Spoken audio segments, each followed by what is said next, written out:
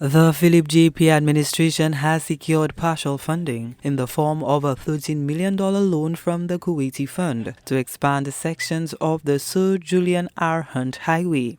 In 2016, the previous Alan Chasney-led government terminated financing for the project from the Kuwaiti Fund for Arab Economic Development. According to Pierre, this led to traffic congestion, increased travel times, and negatively affected funding partners' perception of St. Lucia's risk profile. The Sir Julian R. Hunte Highway project is one of the Pierre government's major road rehabilitation initiatives for 2025-2026. After months of persuading our funders that the government of St. Lucia is responsible and committed to the project, we have been able to negotiate funding for part of the project. The project for the upgrade of the 7-kilometer route from Shock to Grosili will be divided into 3 sections. 1. Shock to Marisil, 1.4 kilometers. Marisil to Monjiro, 2.4 kilometers, and Monjiro to Grosili, 3.2 kilometers. Mr. Speaker, we have received approval in principle for a loan of $13 million from the Kuwaiti Fund for the section of the road from Monjiro to Grosili. We expect work to begin on this section by September this year. Mr. Speaker, we are currently engaged in the OPEC Fund for concessionary loan for the Shock to Marisil section.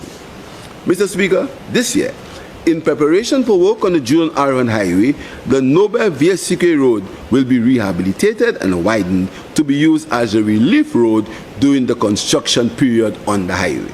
The government will also establish a business process outsourcing BPO facility in Otago Ancillary. This is expected to create approximately 500 jobs for residents. West St. Lucia is working with an operator to establish a BPO operation in Otago in the ancillary community. This initiative aims to provide opportunities for residents and contribute to the gradual development of the business ecosystem on the west coast of St. Lucia. Once DC approval is given, construction of the facility will commence. Mr. Speaker, these investments have the potential for hundreds of jobs, especially for the young people of St. Lucia. Funding has also been secured for the construction of the Soufriere administrative building at the site of the town hall. The project is expected to begin by the third quarter of 2025 and is estimated to cost $25.8 million. The government of St. Lucia is currently involved in discussions with NIPO for the construction of a Soufriere administrative building to be located on the site of the Soufriere Town Hall.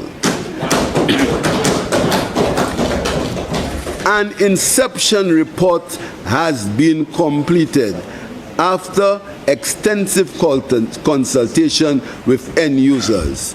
Final architectural, structural, electrical, and mechanical drawings are scheduled for completion early next month, followed by the finalization of bills of quantities and tender documents in June. Approvals for demolition of the existing structure are currently being secured, with works expected to commence shortly. The preliminary construction cost is estimated at EC $25.8 million, inclusive of contingency and taxes. The project will be financed through a bold arrangement with NIPO. Construction is expected to commence in the third quarter of this year. The Vieux Fort administrative building. Construction of the Vieux Fort administrative building will commence this year after being halted by the former administration.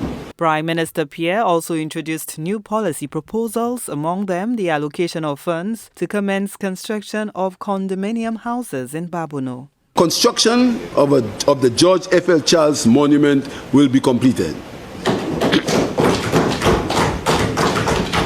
The National Archives will be renovated with a view of moving it to a proposed National Museum. Construction of the Rock Hall housing scheme, approved by planning on the 19th of March 2025, will commence shortly. A $5 million allocation will be made to the National Housing Corporation for the construction of condominium-type houses at Talvon in Babonneau. Construction will begin in June 2025. Other major infrastructure initiatives include the renovation of the Ancillary Entertainment Center, set to commence in May 2025, and the construction of a home for the elderly in Soufriere, which will begin in July 2025. Works continue on the Millennium Highway West Coast Road Project, the Uranora International Airport HIA Redevelopment Project, and the Halls of Justice Project. Gina Filippi, HDS News Force.